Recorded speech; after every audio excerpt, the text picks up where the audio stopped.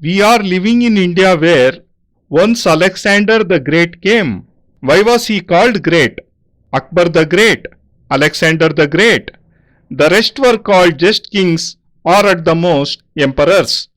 Great is used with the name of only 2 or 3 people. Alexander the Great conquered several small and big kingdoms and returned with 2,000 elephants laden with gold and silver in loot. He abducted at least 10,000 women and took them away with him. This was because he was a great warrior and a good general, and the other kings could not withstand his attack. This was because he had in him a desire to win, to loot, to become rich. When he was lying on his deathbed, when he realized that death was near, he called his commander and the physician. He asked the physician how much more he would live. The physician replied that his pulse had become weak and that perhaps he would live for another 3-4 hours. Whoever is born has to die one day, said the physician.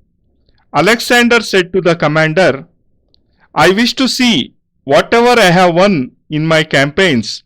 Bring it all here. A huge mound of precious stones, diamonds, sapphires was made on one side, and on the other a huge pile of gold coins was laid. 12,000-13,000 women stood around the bed where Alexander lay. He looked at all the wealth he had amassed. It was immense, and its value could not be calculated. He said to his commander, This all is mine. The commander replied, Yes, Your Highness, all this belongs to you.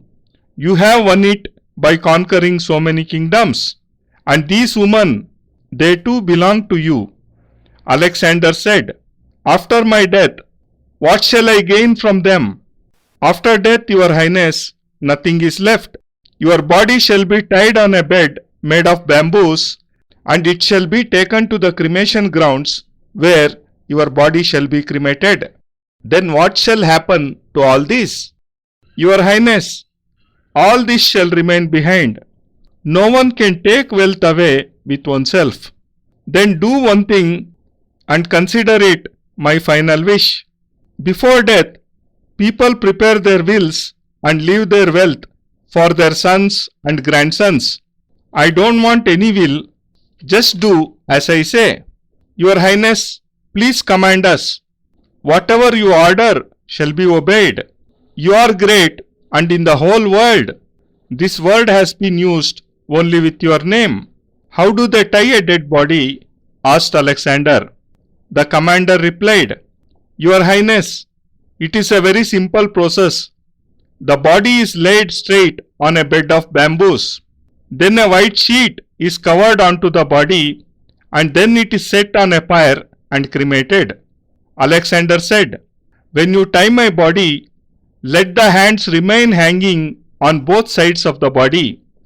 Cover the body with a cloth, but let my hands remain uncovered, hanging on the sides. But Your Highness, such a thing has never happened before. The hands are placed along the sides, and then the whole body is covered with a cloth. This is completely a new way which you are suggesting.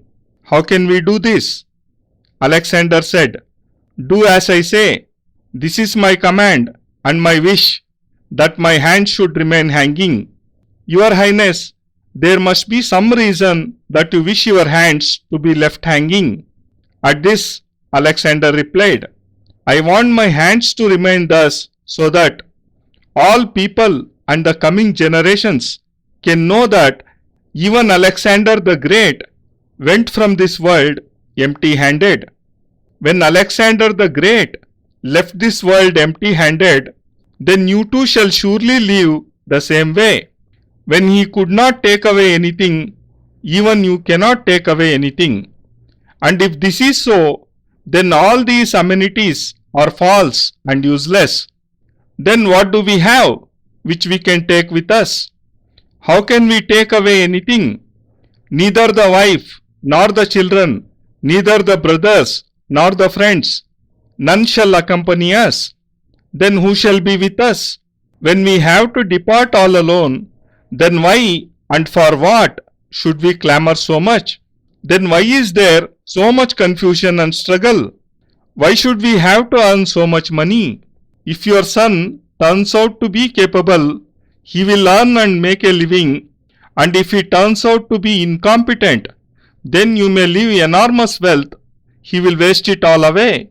What can you do? If you have an unfit son, he will spend even 5 lakh rupees in just 7 days, and then he will have no money. And if you have a good son, he won't need your money and will himself earn more than 5 lakh rupees.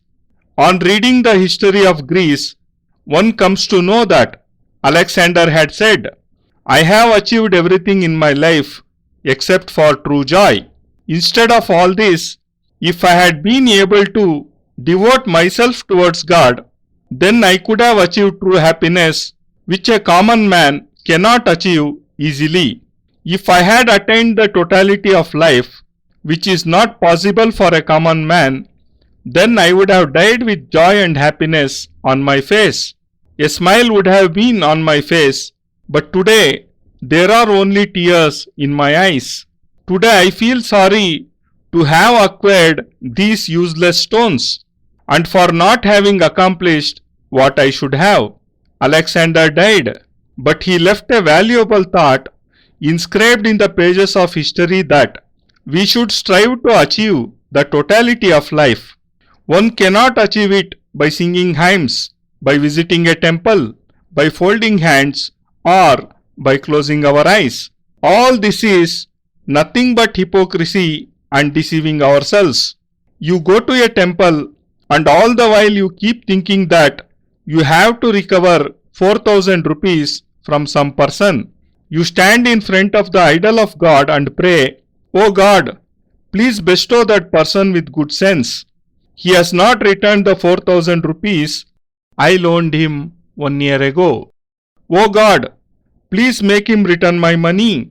I will surely come again tomorrow and offer 5 rupees in your feet. You think that to get back 4,000 rupees, you have to offer only 5 rupees. So what is the loss? Just think, is this the mentality with which you visit a temple? I am talking about the sort of mentality possessed by most of the people. This is not the way to fuse with the divine. Everyone seems to preach, but no one preaches the way to this goal, or how to achieve divine bliss, or which is the method of attaining totality in life. No one has revealed this to you. Everyone preaches, but no one tells how to put it in actual practice. I will also finish speaking in 1 hour and will go away. You will also say, how well Guruji has spoken, but you will not know the way through which totality can be attained. You will not have any guiding light to the dark path which I have mentioned to you. I will again be showing a dark path to you if I say that you should go to the temple, pray before the idol of Ram and demolish the mosque near it. You will go to the temple thinking that Ram would appear before you. This is no way to realize God. This way, God will not appear before you and neither can you reach Him.